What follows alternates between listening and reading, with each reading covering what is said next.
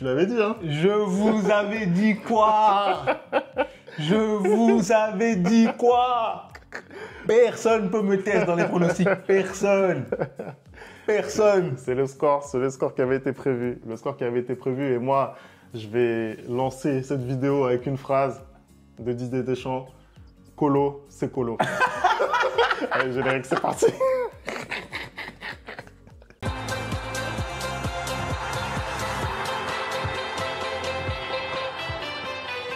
Allez les replayers, on espère que vous allez bien. C'était une purge dans ce match, on va pas se mentir.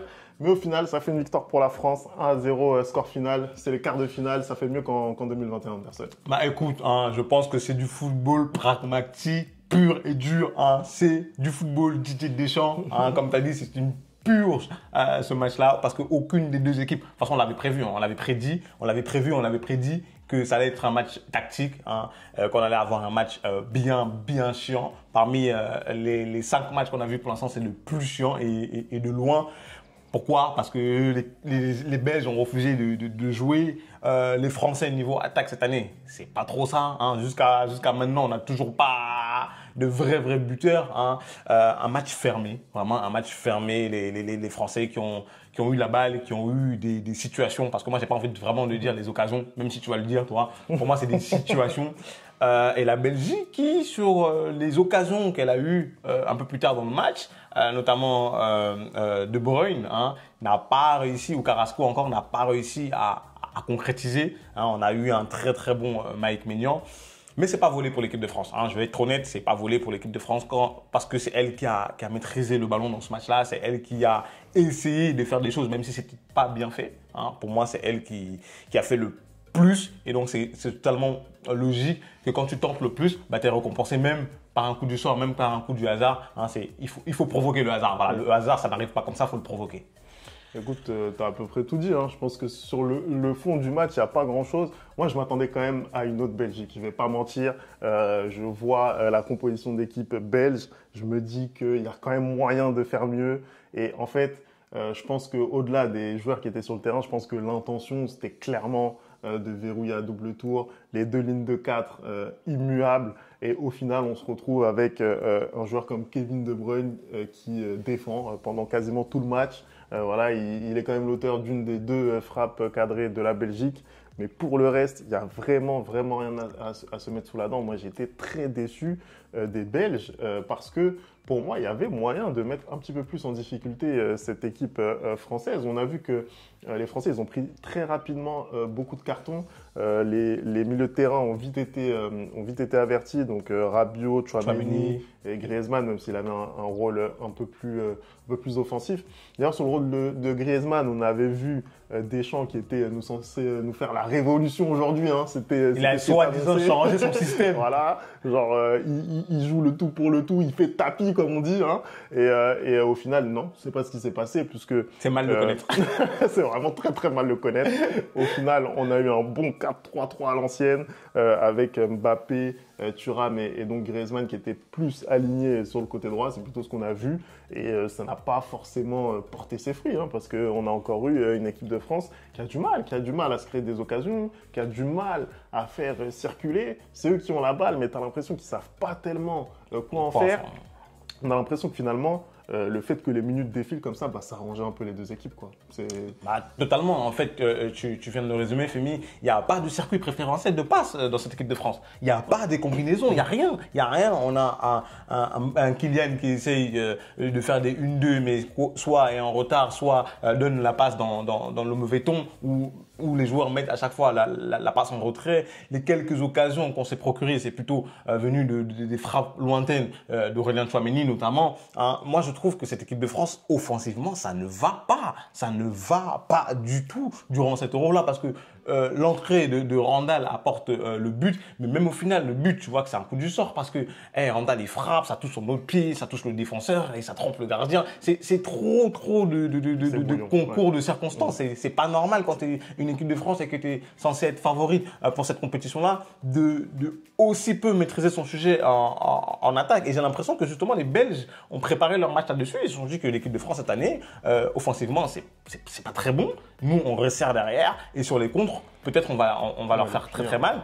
Et en deuxième mi-temps, quand ils sont sortis, notamment, à chaque fois, ça a fait mouche. Et c'est pour ça aussi que je vais dans ton sens quand tu dis que tu as vu une équipe belge un peu timorée. C'est vrai que moi, j'aurais aimé les voir aller de l'avant parce que les seules fois où ils sont sortis, ils ont causé du danger. On a eu un très très bon Mike Maignan, comme je l'ai dit en intro, qui a permis justement de capter certaines frappes cadrées de la Belgique. Mais à part ça, ils n'ont pas fourni grand chose. Et moi, la prestation individuelle des joueurs dans les deux équipes, que ce soit justement un Kevin De Bruyne qui est obligé de jouer à contresens ou un Jérémy Doku que j'ai pas trouvé aussi percutant qu'à Manchester City. De l'autre côté, Griezmann, Mbappé, Thuram, encore une fois, qui rate totalement son match. En fait, les prestations individuelles ne seront pas bonnes ce soir. Je pense qu'il faut vraiment s'interroger là sur le statut de titulaire de Marcus Thuram dans cette équipe. C'est incroyable. Moi, c'est pas un joueur que je déteste. Thuram, sincèrement, je trouve que ce qu'il fait à l'Inter, c'est très bon.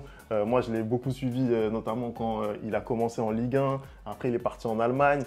Voilà, il était plutôt sur le côté gauche. Là, depuis quelques saisons maintenant, il est positionné en tant que numéro 9. Il a fait une très bonne saison en Italie, mais je ne sais pas pourquoi il n'arrive pas à franchir ce cap en équipe de France et surtout pourquoi il est si mauvais. Il a très très peu de situations, il est complètement effacé du jeu et sur ces rares situations, il n'arrive pas ne serait-ce qu'à cadrer. Pour moi, voilà, le jeu de tête quand tu es numéro 9, surtout avec les qualités de Thuram, tu dois pouvoir faire mieux.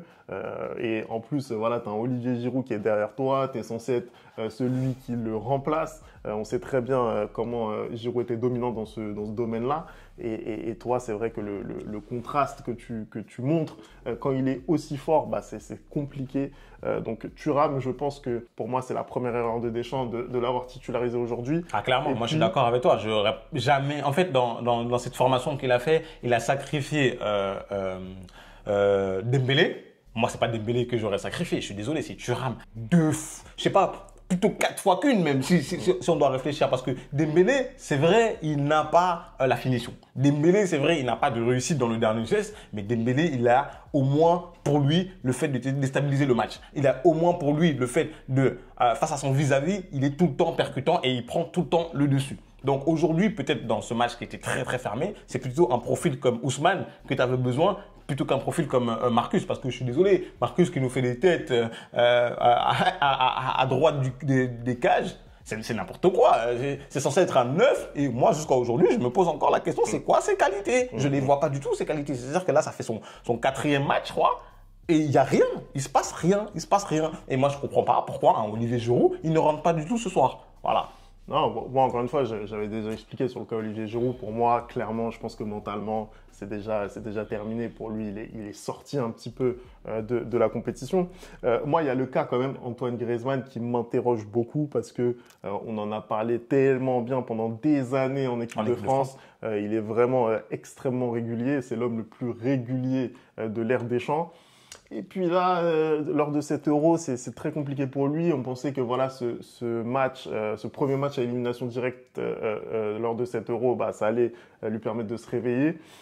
Et ça a été encore compliqué pour lui dans ce positionnement un peu plus offensif que ce qu'on a vu notamment pendant la Coupe du Monde au Qatar. Je ne sais pas moi si Griezmann, c'est vraiment ça son rôle aujourd'hui. Est-ce qu'il est encore capable de jouer comme ça en tant qu'ailier droit? Je pense pas, moi. Je pense que ça, c'est derrière lui. À Atlético, il est dans un rôle de second attaquant, on va dire. Et en équipe de France ces dernières années, il était plutôt dans le milieu à 3 avec Tchouaméni et Rabiot.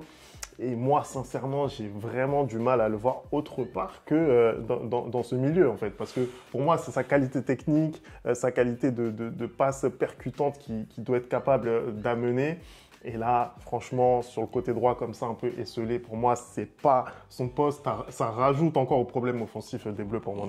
Totalement. Là, on a sur un Griezmann qui, je suis désolé, en championnat, même si c'était compliqué, comme pas possible, avec ses équipes dans les dernières années, même si cette saison il fait une très bonne saison, il était toujours présent en équipe de France. Et là, on est sur un Griezmann qui, depuis le début de la compétition, n'a aucun match référence. Il n'a aucun match de référence et en poule, c'était très difficile pour lui. Et ce soir encore, c'est difficile pour lui, même si je trouve quand même qu'il y a un peu de mieux. Il y a du mieux quand même. Et je trouve que le match qui sort aujourd'hui est meilleur que les 3 matchs qu'il a sortis en poule. Mais c'est toujours pas le Griezmann de l'équipe de France. Et je pense, comme tu l'as dit, que la position qu'on essaie de lui donner aujourd'hui n'est pas la meilleure pour lui. Je pense que cette équipe de France, pour qu'elle fonctionne, pour qu'elle soit très bonne, les clés du jeu de l'équipe de France doivent être, doivent être remis à Griezmann.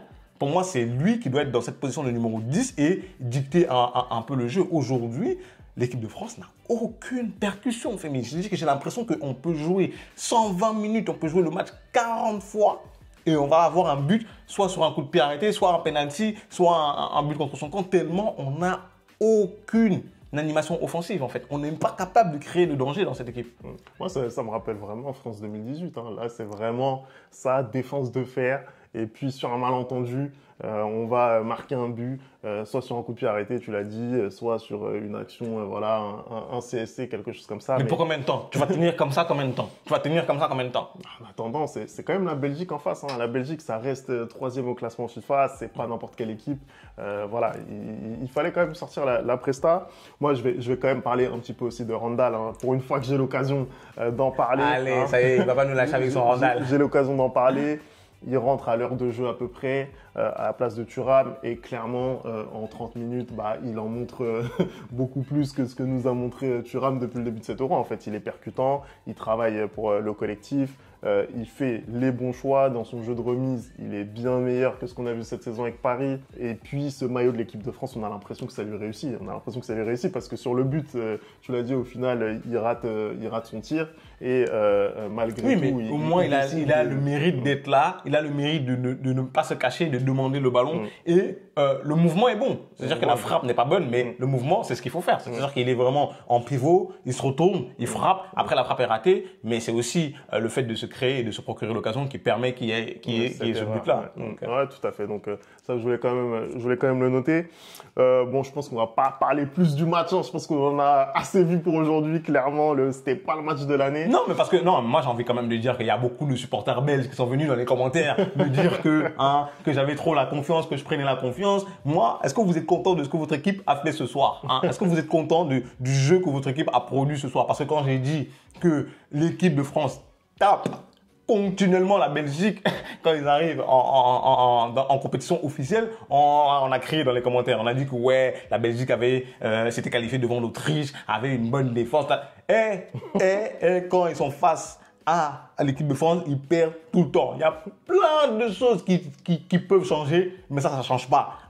Ça change pas comme le PSG qui n'est pas une grande équipe, ça change pas. Arrête de crier, ça peut pas changer.